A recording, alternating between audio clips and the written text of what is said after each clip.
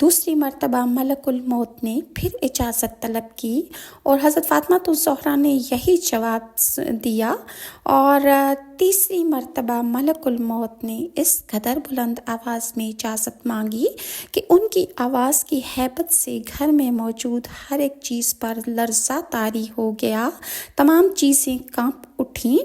حضور صلی اللہ علیہ وسلم نے اپنی آنکھیں مبارک کھول کر پوچھا کہ کیا بات ہے؟ تو سیدہ خاتون جنت فاطمہ الزہرا نے کہا کہ ایک عربی دروازے پر کھڑا اندر آنے کی اجازت طلب کر رہا ہے، ہرچند کہ میں نے معذرت کی ہے مگر وہ میری معذرت کو قبول نہیں کرتا۔